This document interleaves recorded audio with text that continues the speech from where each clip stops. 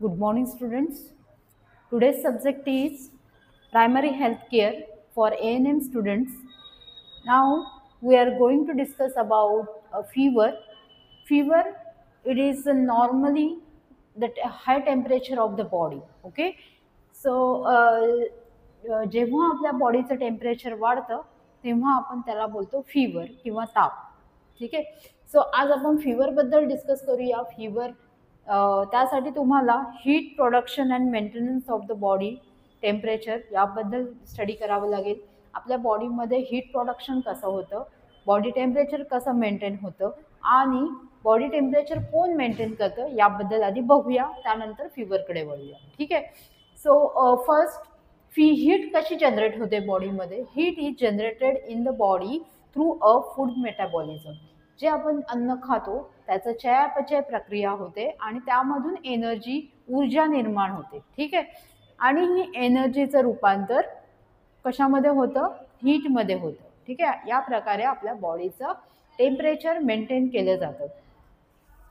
The amount of energy required by the body for maintaining a basic function of the body is measured as a basic metabolic rate. Okay. BMR आपल्या बॉडीचा जो असतो तो म्हणजे काय, the amount of energy. आपल्या बॉडीला जेवढी ऊर्जेची गरज आहे तेवढी ऊर्जा निर्माण करणे. ओके. कोणत्या फंक्शनसाठी, जे आपल्या बॉडीचं बेसिक फंक्शन आहेत, जसं हार्ट पंपिंग करणे, रेस्पिरेशन कंटिन्यू चालू राहणे, आपल्या इंटेस्टाईनमध्ये वेगवेगळ्या प्रकारचे हार्मोन प्रोडक्शन करणे. ओके. आपल्या बॉडीमध्ये जे एंडोक्राईन ग्लँड्स आहेत त्यामधून जे कंटिन्यू हार्मोन्स प्रोड्यूस होत असतात, यासाठी सर्वासाठी लागणारी जी ऊर्जा आहे त्याला बोलणार BMR म्हणजे बेसिक मेटाबॉलिक रेट. ठीक आहे. सो डेफिनेशन आहे बेसिक मेटाबॉलिक रेटची, the amount of energy required by the body for maintaining the basic functions of the body. आपल्या बॉडीचे जे बेसिक फंक्शन करण्यासाठी जेवढी ऊर्जा लागते तेवढी ऊर्जा निर्माण करणे, that is known as the basic metabolic rate. Okay. So हे आपण फीवरमध्ये त्याचं बेस बघतोय. बेस म्हणजे काय, आपल्या बॉडीमध्ये कुठल्या कशा प्रकारे हीट निर्माण होते आणि जी हीट निर्माण होते प्रत्येक गोष्टीसाठी लागणारी जी ऊर्जा आहे त्याला काय बोललं जातं आणि हे सर्व कोण रेग्युलेट करतं आहे याबद्दल आपण शिकतोय. ठीक आहे. सो कळलंय, heat generated in the body with the body cells through a food metabolism. Heat कशी जनरेट होते, फूड मेटाबॉलिझम म्हणजे आपण जे अन्न खातो त्याचं चयापचय झाल्यामुळे ही हीट निर्माण होते. ओके. आणि जी the amount of energy required by the body, आपल्या बॉडीला जेवढी अमाऊंट ऑफ एनर्जी रिक्वायर्ड लागते फॉर मेंटेनिंग द फंक्शन्स, आपल्या ज्या बॉडीचे बेसिक फंक्शन आहेत त्यासाठी, ती मेजर कशा प्रकारे केली जाते, बेसिक मेटाबॉलिक रेटने. ठीक आहे. Most of the heat is produce by a deep tissues. जे आपल्या बॉडीमध्ये डीपमध्ये जे टिश्यूज आहेत त्यामधून ही एनर्जी निर्माण केली जाते. Deep tissues in the organs such as liver, brain, heart and skeletal muscles. जे आपल्या बॉडीमध्ये स्केलेटल मसल्स आहेत, डीप टिश्यूज आहेत, त्यामधून जास्तीत जास्त एनर्जी, ऊर्जा निर्माण केली जाते. Skin, subcutaneous tissues, fats of the subcutaneous tissues सर्व अ हीट इन्सुलेटर. जे आपले ॲडिपोज टिश्यूज आहेत त्यामध्ये काही प्रमाणात ऊर्जा स्टोअर केली जाते. ठीक आहे. जेव्हा आपण उपाशी असतो, उपास धरतो, त्यावेळेला ही स्टोअर केलेली ऊर्जा इतर बॉडी फंक्शन्ससाठी वापरली जाते. Heat is loss from the body by skin surface. आपल्या बॉडीमध्ये वेगवेगळ्या प्रकारे हीट लॉस होत असते. जसं आपल्या स्किन सरफेसवरून हीट लॉस होते by radiation, evaporation, conduction and convection. Okay. या सर्व गोष्टींनी आपल्या बॉडीतली हीट लॉस होत असते. Heat is loss from the skin surface to the environment by the process of radiation by infrared. Then conduction means a loss of other object in contact. म्हणजे कुठला तरी ऑब्जेक्ट आपल्या कॉन्टॅक्टमध्ये आला त्यामुळे हीट लॉस होते. जसं आपण एका रूममध्ये बसलोय आणि आपल्याला खूप घाम येतोय पण वरती फॅन चालू आहे त्यामुळे इव्हॅपोरेशन होत असतं आपल्या शरीरातल्या ऊर्जेचं, हीटचं. Then convection, heat is carried away from the body by moving air. जी आपण जसं हवेमध्ये बसतो तर आपल्या बाजूच्या मूव्हिंग एअरमुळे ती एनर्जी हीट लॉस होत असते. ठीक आहे. By vaporisation means the loss of water from the body surface in vapour form. आपल्या शरीरातलं जे हीट आहे ही वेपर फॉर्मने बाहेर पडत असते. ठीक आहे. So heat loss by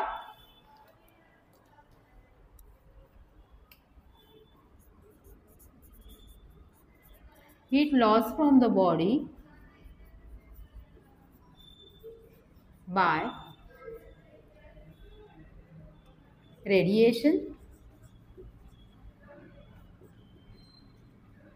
conduction, convection and vaporization. या सर्व मेथडने हीट आपली शरीरातली लॉस होत असते. ठीक आहे. नेक्स्ट आपण बघूया रेग्युलेशन ऑफ बॉडी टेम्परेचर. आपल्या बॉडीचं जे टेम्परेचर आहे हे कसं रेग्युलेट केलं जातं. Body temperature is regulated by a physiological and behavioural mechanism. Body temperature कसं रेग्युलेट केलं जातं. By physiological and behavioural mechanism. Environmental changes in the temperature are sensed by a sensor present in the skin. जे बाहेर environment change होत असतं ते आपल्या स्किनवरचे जे सेन्सर्स आहेत त्यांनी सेन्स केलं जातं. जसं बाहेर उन्हाळा आहे तर आतलं बॉडी टेम्परेचर थंड ठेवलं जातं, बाहेर थंडी आहे तर आतलं बॉडी टेम्परेचर आहे ते गरम ठेवलं जातं. ठीक आहे. So environmental changes in the body in the temperature are sensed by the sensors of the body present on the skin. We have a comfortable or uncomfortable feelings about the changes in the temperature. Our behavioral changes accordingly. For example, in case of cold feeling we wear woolen clothes. Okay. So आपल्याला जेव्हा बाहेर थंडी असते तेव्हा आपल्याला असं वाटतं काहीतरी गरम कपडे घालावे.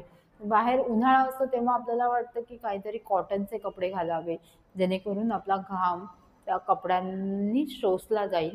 ओके. सो या प्रकारे आपली बॉडी बाहेरचं टेम्परेचर चेंज झाल्यानंतर आपली बॉडी ही त्या प्रकारे रिॲक्ट करत असते. ठीक आहे.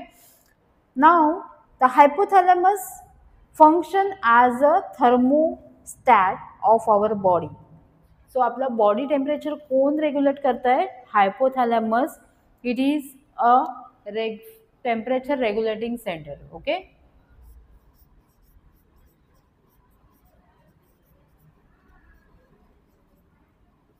is a temperature regulating center in our body. Understand. Hypothalamus हे एक सेंटर आहे जे आपल्या बॉडीचं टेम्परेचर रेग्युलेट करत आहे. ठीक आहे. they detect the even minor changes in the body temperature when the body heat is rises between perspiration, dilating blood vessels and inhibitions of the heat production. In case of decreased body heat, hypothalamus transmit the impulses to stimulate heat production, the vasoconstrictions and narrow vasoconstrictions and muscle shivering etcetera. Okay. जेव्हा आपल्या बॉडीचं temperature बाहेर जेव्हा उन्हाळा असतो तेव्हा वॅझो dilatation होतं. Perspiration म्हणजे आपल्याला घाम येतो. ठीक आहे. त्यामुळे आपल्या बॉडीचं टेम्परेचर रेग्युलेट राहतं. ठीक आहे. कळलं आहे. जेव्हा बाहेरचं टेम्परेचर हाय असतं म्हणजे उन्हाळा, ज्या सीझनमध्ये टेम्परेचर हाय असतं त्यावेळेला हे हायपोथॅलॅमस काय करतं. पर्स्पिरेशन करतं म्हणजे आपल्या शरीरातून घाम बाहेर टाकतो आणि आपल्या ज्या शरीरात ब्लड वेसल्स आहेत त्यांचं वॅझो कॉन्स्ट्रिक्शन करतं. ठीक आहे. सॉरी वॅझो डायलेटेशन करतं. ठीक आहे. व्हॅझोडायलेटेशन म्हणजे जो आपल्या रक्तवाहिन्या आहेत त्याचा आतला जो गोलाकार आहे तो वाढून जातो, म्हणजे डायलेट होतात वेन्स. त्यामुळे काय होतं, ब्लड फ्लो जास्त वाढतो, आपल्या शरीरातून जास्त हीट बाहेर टाकली जाते in the form of sweat.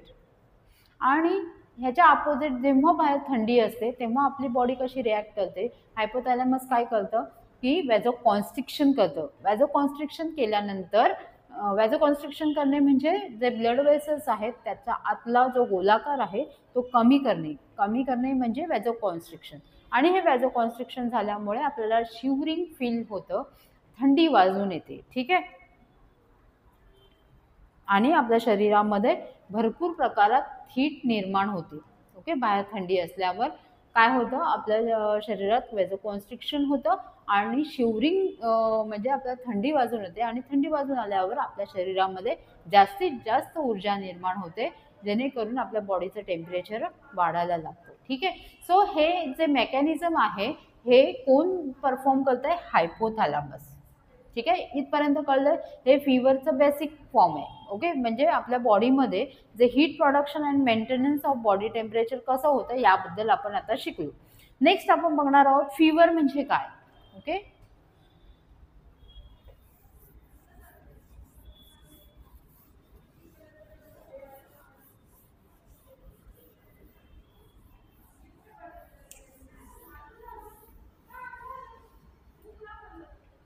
Fever means average oral temperature is 37 degree Celsius. The body temperature is above normal range, that is 97 to 99, above 99 degree Fahrenheit is termed as a pyrexia or fever.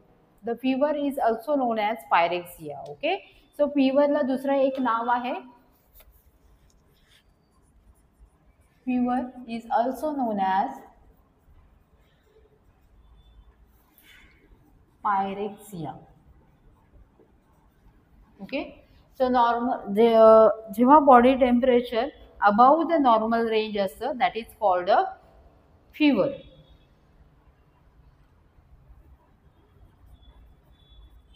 when body temperature above 99 degree Fahrenheit is termed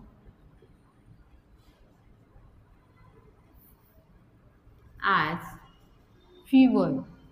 याला काय बोललं जातं, fever. Okay. when the body temperature above 99 degree Fahrenheit is termed as a fever. Related term to fever is spike. फीवरला अजून एक शब्द आहे जसं spike. The temperature is increased rapidly from the normal temperature but returns to the normal shortly when an hour. This condition is also called a fever spike. जेव्हा body temperature हाय होतं आणि suddenly drop होतं तेव्हा त्या फीवरला काय बोललं जातं, fever spike. Malignant hypothermia. This is the hereditary condition of uncontrolled heat production or occurs when the clients receive anesthetic drugs. जेव्हा एखाद्या पेशंटला अनेस्थेटिक ड्रग दिले जातात अशा वेळेला कंटिन्यू जेव्हा बॉडी हीट प्रोडक्शन होत असते बॉडीमध्ये, that is called a malignant hypothermia. Okay. So फीवरचे वेगवेगळे प्रकार आहेत, जसं आहे fever spike,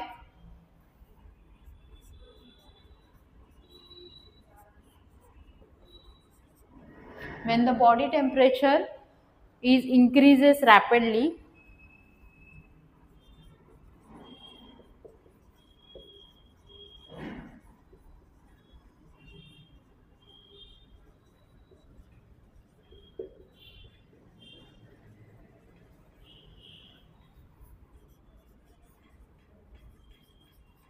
and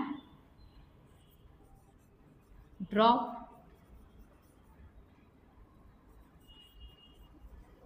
after an hour is known as fever spike. Next is the malignant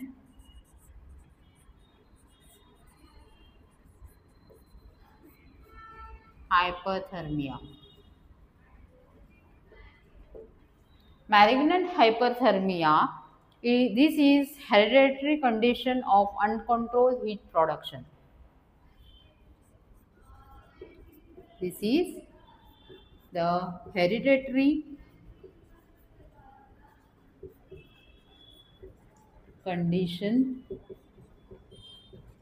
of uncontrolled heat production.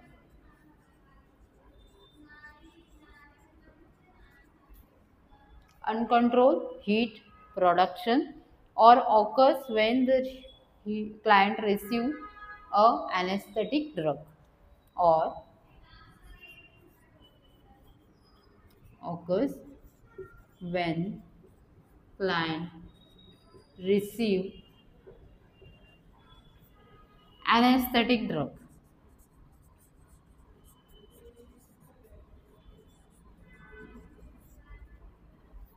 Okay, so second thing is malignant hypothermia. It means this is the hereditary condition. He hereditary condition असू शकते म्हणजे वंश परंपरा असू शकते जेणेकरून त्या uncontrol heat production होते शरीरामध्ये कंटिन्यू हीट प्रोडक्शन होते और किंवा जेव्हा पेशंटला ॲनेस्थेटिक म्हणजे भूल देण्यासाठी जे मेडिसिन वापरलं जातं त्यामुळे ही बॉडीमध्ये हीट प्रोडक्शन होत असते that is called a malignant हायपरथर्मिया.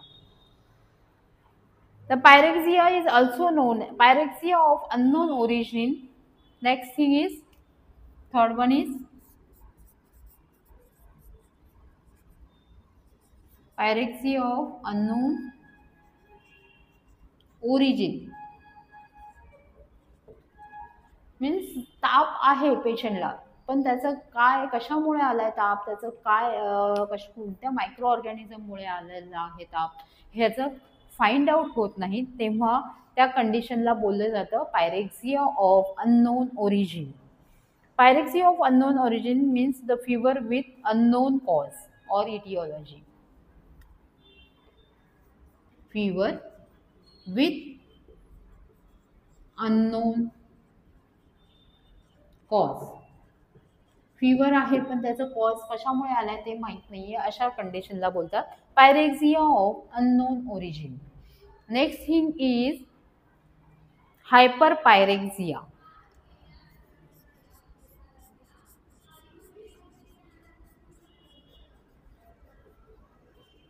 Hyperpyrexia is the temperature above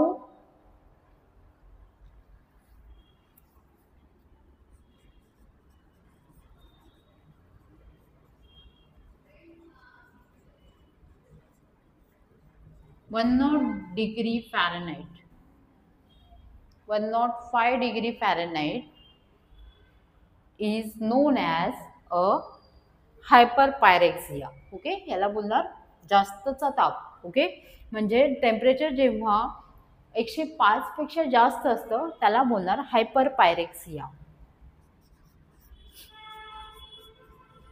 हायपोपायरेक्सिया temperature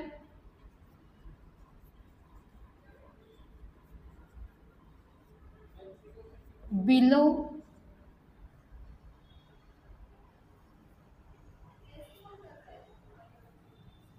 97 degree Fahrenheit. जेव्हा टेम्परेचर 97 डिग्री फॅरनहाइट पेक्षा खाली असतं अशा कंडिशनला बोलणार hypothermia. Then फिब्राईल.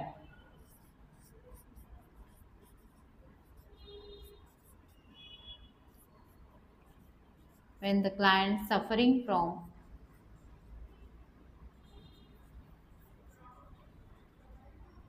pyrexia.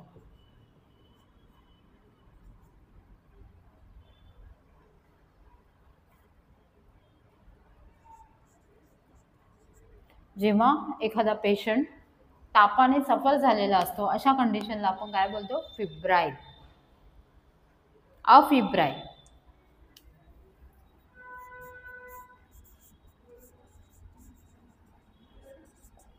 Afebrile means a client having a temperature in the normal range.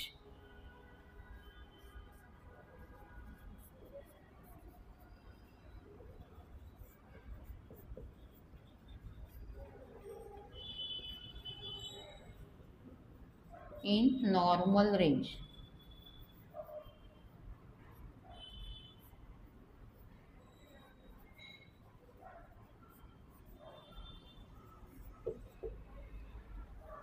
Okay, so these are the terminology used in the fever.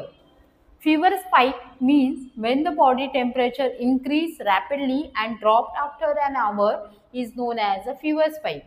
पेशंटचं temperature वाढतंय आणि नंतर काही काळानंतर काही पिरियड नंतर ते टेम्परेचर कमी झालेलं असतं, that is known as, that fever is known as fever spike.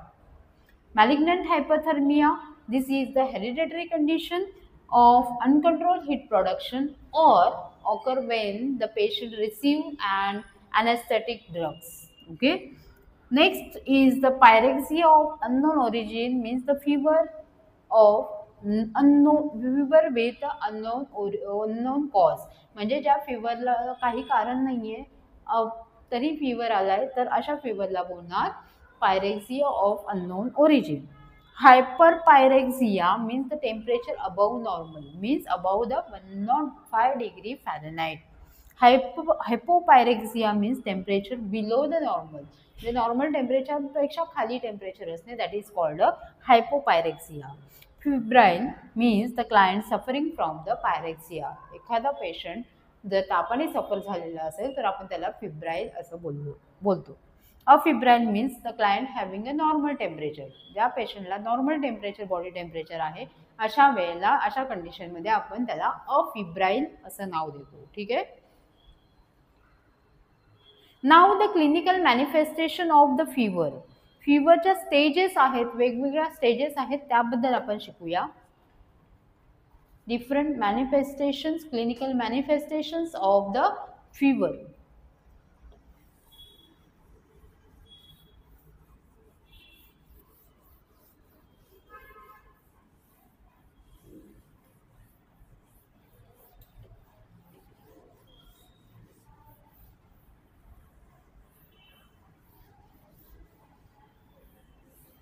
Clinical manifestation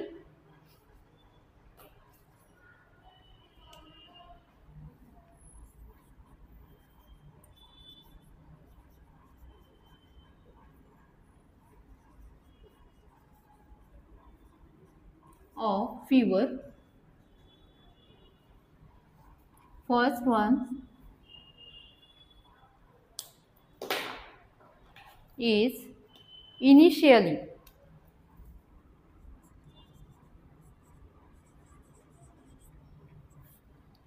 First stage initially means increase heat rate. Heat rate increase होतो. Complaints of feeling cold, थोडंसं थंडी वाजून येते. इंक्रीज रेस्पिरेटरी रेट, आपला श्वासोच्छ्वासाचा रेट वाढतो. Then shivering, cold skin, cyanotic nail beds, goose flesh of skin, म्हणजे स्किनमधून म्हणजे आपल्या अंगावर काटा आल्यावर जसं केस उभे राहतात त्याप्रमाणे goose flesh, that is called a goose flesh. Then cessation of shivering, sweating. नंतर सेकंड स्टेजकडे वळतो हा phase, that is the during a course of fever, म्हणजे जेव्हा स्टार्ट होतो फिवर. अब्सेन्स ऑफ चिल, तेव्हा काय होतं, थंडी कमी होते. Absence of chill. Warmth feeling of the skin, जर आपण त्वचेला हात लावला तर ती गरम लागते. देन फोटोसेन्सिटिव्हिटी, म्हणजे आपल्याला जास्त उजेडाचा त्रास होतो. ग्लेझी आय ॲपिरियन्स, आपल्या डोळ्यामध्ये एक वेगळं म्हणजे आपल्या डोळ्याची चमक निघून जाते आणि एकदम आपल्याला डोळे असे झाकलेल्यासारखे फिलिंग्स येतात. Increase the pulse and respiratory rate, यामध्ये टॅकिकार्डिया होऊ शकतो, पल्स रेट इंक्रीज होऊ शकतो अँड रेस्पिरेटरी रेट इंक्रीज होऊ शकतो. माइल्ड टू सिव्हिअर डिहायड्रेशन, आपल्याला एकदम डिहायड्रेशन वाटतं, म्हणजे तोंड सुकलं जाणे. ओके, तोंड सुकणे, ओठ सुकणे, that is called dehydration. Then drowsiness and restlessness, एकदम ड्राउझी फिलिंग होतं, रेस्टलेस फिलिंग होतं. Then last stage as a fever subside, नंतर फीवर सबसाईड होण्याची स्टेज येते. That is a skin appear flushed, sweating, increase shivering, dehydration, increase thirst, loss of appetite, muscle aching, weakness and warm feeling of the skin. Okay, these are the stages of fever. First initial stage मध्ये काय होतं? Initial stage increase heat rate.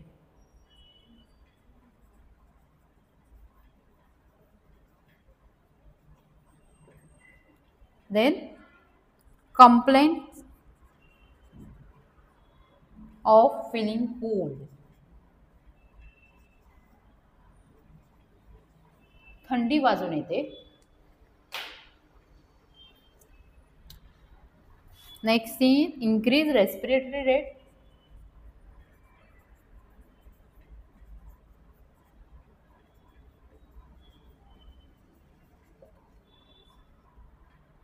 Cyanotic nail bed.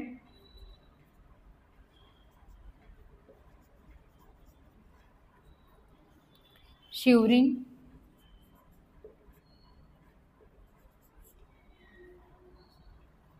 Or cold skin.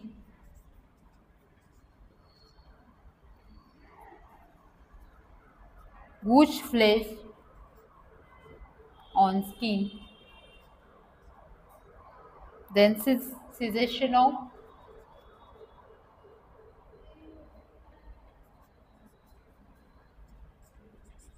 sweating. Okay, this is the initial stage. Second stage is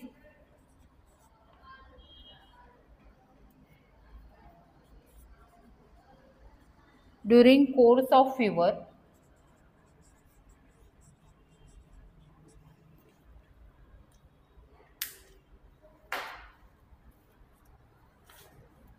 absence of chills,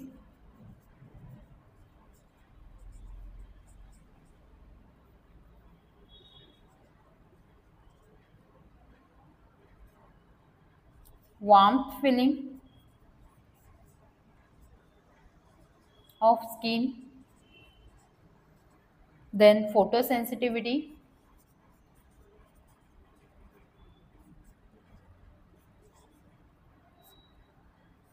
increase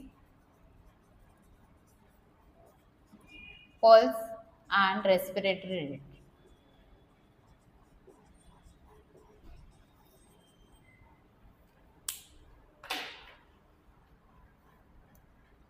Mild to severe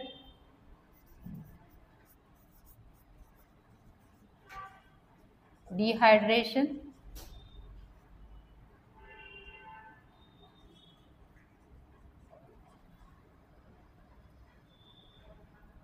drowsy feeling, drowsiness and restlessness,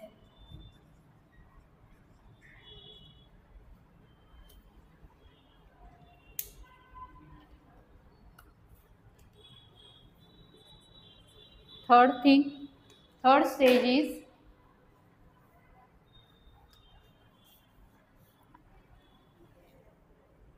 as fever subside. In this, skin appear flushed,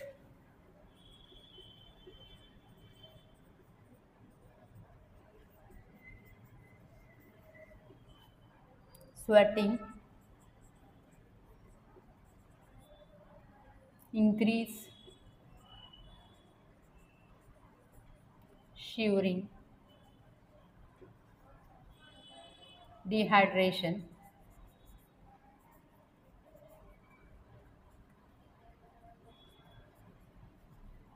increase appetite,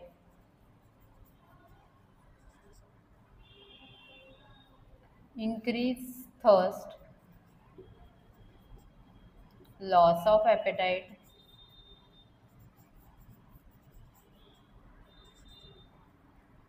muscle aching, weakness. Okay, so these are the three stages of fever. In first stage, initial stage. The first stage is the initial stage, that is increase heart rate, increase heat rate, complain of feeling cold, increase respiratory rate, cyanotic nail beds, shivering cold skin, goose flush on the skin. Goose flush means अंगावर शहारे येणे, काटा येणे. ठीक आहे, that is called a goose flush. Caseation of sweating, असं घाम आल्यासारखं वाटणे पण घाम येणार नाही. ठीक आहे, सो ही आहे फर्स्ट स्टेज फिवरची, जे तुम्ही कधीतरी अनुभवलं असेल की फिवरमध्ये पहिलं काय होतं, थंडी वाजून येते. ओके, हा आपल्या शरीरामध्ये आतमध्ये असं वाटतं की आतून खूप असं हीट वाढली आहे. कंप्लेन ऑफ फिलिंग कोल्ड, नंतर एकदम थंड वाजून येते. इन्क्रीज द रेस्पिरेटरी रेट, आपल्या श्वासोश्वासाचा रेट वाढतो. सायनोटिक होतात नेल बेड्स, म्हणजे एकदम थंडगार पडतात. थंडी वाजून येते, अंगावर शहारा येतो, काटा येतो. देन आपल्याला असं वाटतं की आपल्याला आता घाम येतोय पण घाम येत नाही. ओके, ही फर्स्ट स्टेज आहे. देन सेकंड स्टेजमध्ये काय होतं, ड्युरिंग कोर्स ऑफ फेवर, म्हणजे नंतर फिवर स्टार्ट होतो. अब्सेन्स ऑफ चिल, म्हणजे इथे थंडी वाजायची बंद होते. Warm feeling of the skin, skin आपल्याला थोडी गरम लागते. फोटोसेन्सिटिव्हिटी म्हणजे आपल्याला उजेडाचा त्रास होतो. इन्क्रीज पल्स आणि respiratory rate, pulse respiratory rate वाढतो. माइल्ड टू सिव्हिअर डिहायड्रेशन, थोडंसं आपल्याला तोंड सुकल्यासारखं वाटतं, ओठ सुकल्यासारखे वाटतात. ड्राउझीनेस आणि रेस्टलेसनेस होतो. ओके, ही आपली सेकंड स्टेज आहे फिवरची. Next stage is as fever subside, म्हणजे फिवर हळूहळू कमी व्हायला लागतो. अशा वेळेला काय होतं, स्किन ॲपियर फ्लश, म्हणजे स्किनमधून आपल्याला बाहेर जी हीट असते ती टाकली जाते बाहेर. मीन्स द स्वेटिंग व्हायला लागतं. इन्क्रीज शिवरिंग, या जेव्हा स्वेटिंग व्हायला लागतं तेव्हा ही थंडी वाजून येते. डिहायड्रेशन होतं, जास्तीत जास्त घाम बाहेर फेकल्यामुळे आपल्याला डिहायड्रेट झाल्यासारखं वाटतं. इन्क्रीज थर्स्ट, त्यामुळे डिहायड्रेट झाल्यामुळे काय होतं, आपल्याला जास्त तहान लागते. लॉस ऑफ ॲपेटाईट, आपल्याला भूक कमी होते. मसल एकिंग, आपले जे बॉडी असते ती आपल्याला असं वाटतं की खूप दुखायला लागली आहे, सर्व मसल एक होत आहेत. ओके, सर्व स्नायू दुखू लागतात, विकनेस येतो. ठीक आहे, सो या फिवरच्या वेगवेगळ्या स्टेजेस आहेत. ठीक आहे, नाव द टाईप्स ऑफ फिवर. फिवरचे वेगवेगळे टाईप्स आहेत. जसं intermediate fever. Intermediate fever means the temperature altered at regular interval between the period of fever and the period of normal and subnormal temperature. Means यामध्ये काय होतं, मॉर्निंगला जर टेम्परेचर असेल तर इव्हिनिंगला टेम्परेचर नसणार आहे. Okay, so that is called a intermediate fever. In malaria the fever is proceed by a rigor or shivering. फक्त मलेरिया म्हणजे मलेरियाला मराठीमध्ये म्हटलं जातं हिवताप. हिवताप म्हणजे काय, थंडी वाजून ताप येणे. मलेरियामध्ये हा थंडी वाजून येणारा ताप असतो. ठीक आहे, then remittent fever, it means the temperature fluctuation in normal more than 2 degree Celsius over 24 hours. Okay, remittent fever म्हणजे काय, जर टेम्परेचर 101 असेल तर त्यापेक्षा थोडंसं 2-3 तासांनी काय होणार, 99 डिग्री फॅरेनहाइट होणार. परत ते 101 पर्यंत पोहोचणार. दॅट इज कॉल्ड, म्हणजे कमी जास्त होणे टेम्परेचर, पण टेम्परेचर कंटिन्यू राहणे. That is called a remittent fever.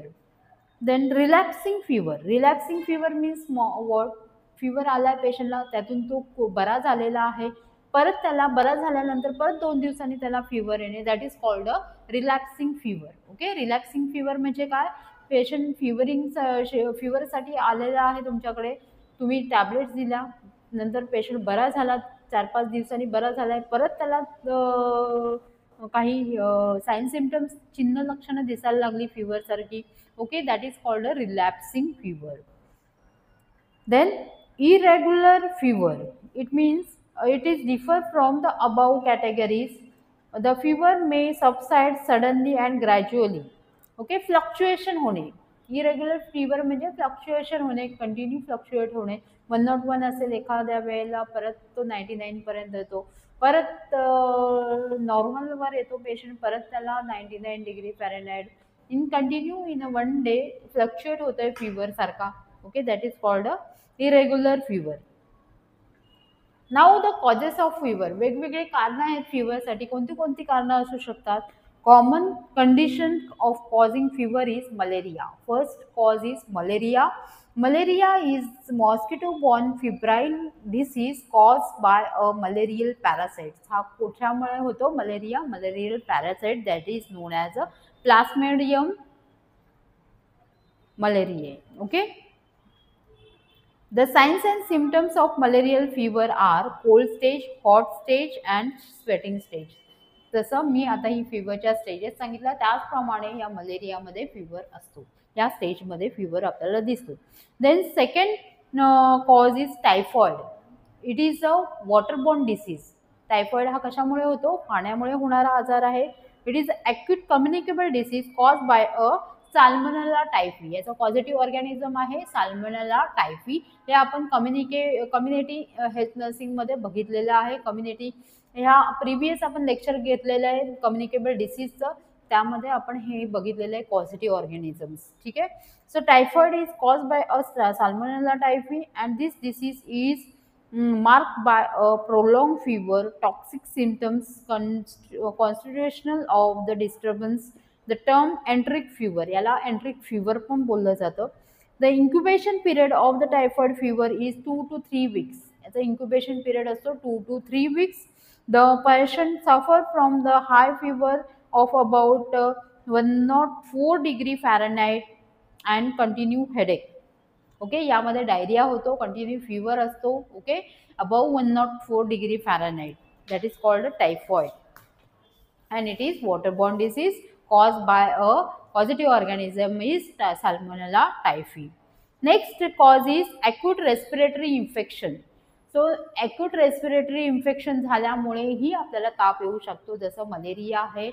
Okay, cold and कफ आहे, यामुळे आपल्याला ताप येऊ शकतो. Acute respiratory infection may cause the inflammation of the respiratory track. यामुळे काय होतं? आपल्या जे रेस्पिरेटरी ट्रॅक आहे त्यामध्ये जखमासारखं स्वरूप होतं. इन्फ्लमेशन म्हणजे आतले जे टिश्यू असतात ते इन्फ्लेम होतात, त्यामुळे आपल्याला फिवर येऊ शकतो. ठीक आहे.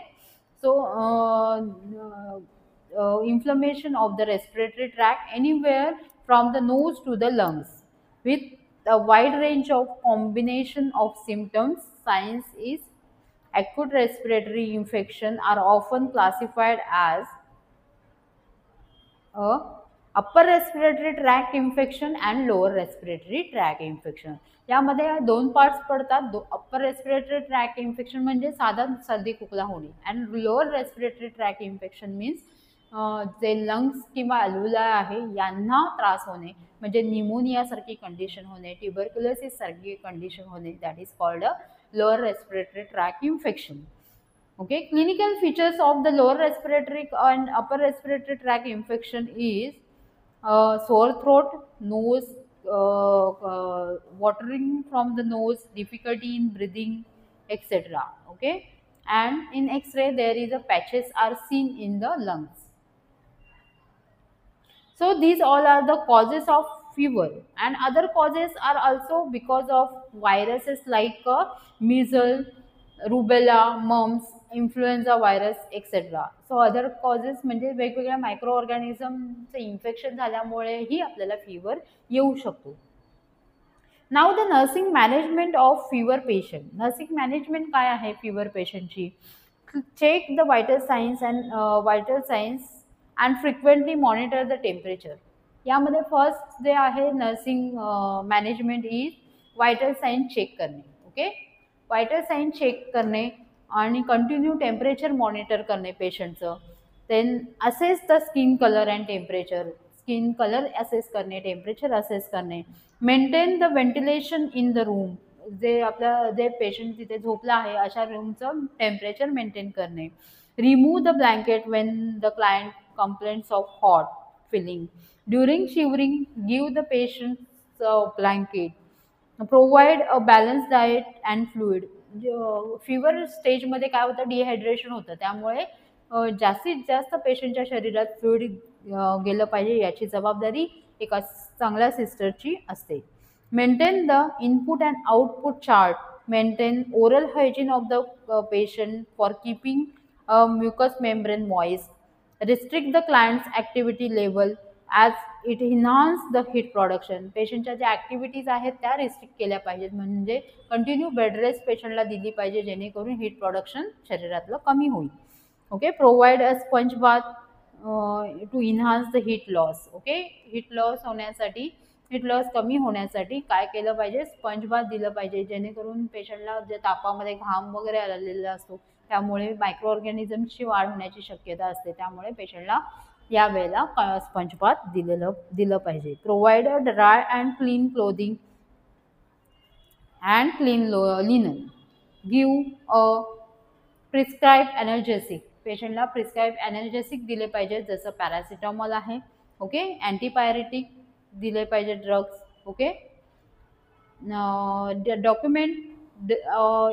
Documentation of the assessment action taken by for the patient. या फिवरच्या पेशंटला तुम्ही काय काय ॲक्शन घेतली, काय काय मेडिसिन्स दिले, या सर्वाचं डॉक्युमेंटेशन केलं पाहिजे. ही आहे nursing management of the fever patient. काय काय केलं पाहिजे फिवर पेशंटमध्ये, फर्स्ट व्हायटल सायन्स घेतले पाहिजे, कंटिन्यू टेम्परेचर मॉनिटर ठेवलं पाहिजे, पेशंटची हायजेनिक कंडिशन बघितली पाहिजे.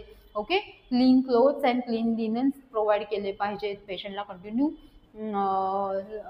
डेली स्पंज बाथ दिलं पाहिजे, पेशंटचं न्यूट्रिशन व्यवस्थित ठेवलं पाहिजे, आय व्ही फ्लुइड दिलं पाहिजे, फ्लुइड बॅलन्स ठेवलं पाहिजे, कारण तापामध्ये फ्लुइड इनटेक कमी झाल्यामुळे पेशंटला डिहायड्रेशन पण होऊ शकतं. ओके, अशा वेळेला आय व्ही फ्लुइड्स दिले पाहिजेत पेशंटला. ओके, ह्या सर्व जबाबदारी कोणाच्या आहेत, चांगल्या सिस्टरच्या आहेत. ओके, सो आज आपण हा फिवरचा चॅप्टर बघितला, इटिओलॉजी बघितली, फिवर कसे हीट प्रोडक्शन कशी होते आणि कोणतं सेंटर हे हीट प्रोडक्ट करतं हे बघितलं, आणि त्यानंतर आपण वेगवेगळे टाईप्स बघितले फिवरचे. ओके, फिवरमध्ये कोणत्या कोणत्या टर्मिनॉलॉजी यूज करतात त्या बघितल्या, स्टेजेस ऑफ फिवर बघितलं, आणि नर्सिंग मॅनेजमेंट बघितले, कॉजेस ऑफ फिवर बघितले. ठीक आहे, सो हे सर्व आज आपण आजच्या लेक्चरमध्ये कव्हर केलेलं आहे. कोणाला काही क्वेरीज असतील तर मला पर्सनली मेसेज करू शकता. ठीक आहे, थँक्यू.